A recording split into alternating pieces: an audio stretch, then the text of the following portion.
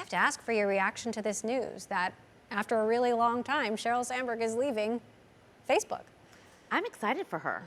You know, Sheryl was an early supporter of Girls Who Code. We used to actually have every year these town halls, you know, where her and I would have a conversation with, you know, hundreds of our students, and she opened up Facebook, you know, to this movement.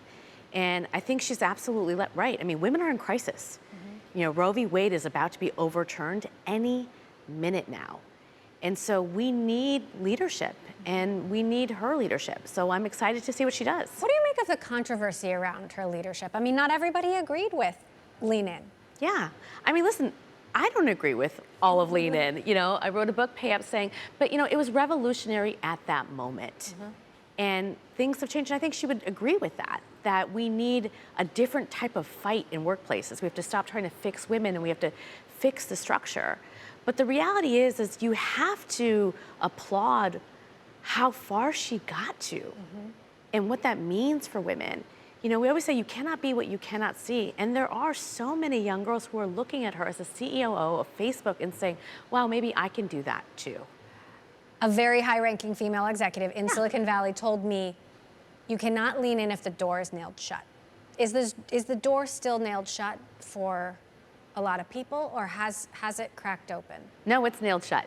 You know, it is definitely nailed shut. I mean, look at the state of affairs right now. We are literally living in a country that is forcing birth, you know, for women in a country that has the highest infant mortality rate, no paid leave, no affordable childcare, where our kids are being shot in schools. I mean, the number one, you know, the number one reason why kids die is guns. And so, yes, the door is nailed shut, and we have to force it open. And there's ever been a moment to call for a revolution, to call for, you know, thinking about things differently. You know, we just launched a coalition to make sure that childcare is a benefit that every single company offers. You and I have talked about women backsliding in the pandemic and the fear that women will come out of this in worse shape than how they entered.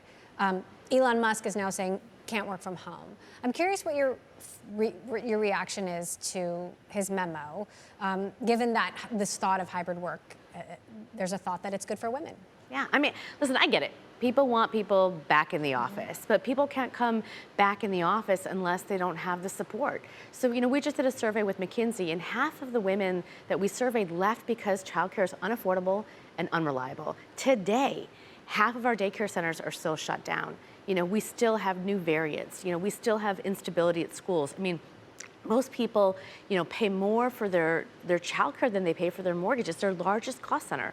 So if we want people to come back to work, we have to think about new policies to help them come back to work, which means paying for their childcare, you know, which means having paid leave, which means thinking about how you do design hybrid workplace to make it possible for people to fulfill the roles that they're in. And it's not just moms, it's dads too. Absolutely. You know, I talk to so many fathers who say, I don't want to commute 2.5 hours of work, you know, to work every day there and back and see my kid for 5 minutes a day.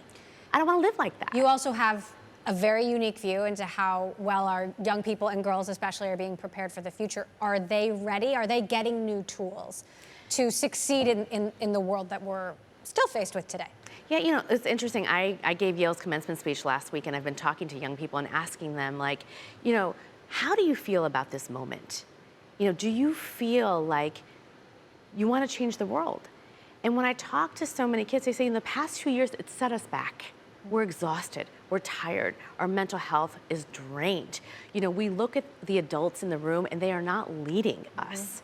And so we are not inspired. We do not feel like we're ready to basically solve COVID climate. So we need to do something different. So in 30 seconds, what's the good news? Inspire us, because you're out there doing this good work, and clearly women are inspiring. Yeah, the good news is we're pissed off as hell.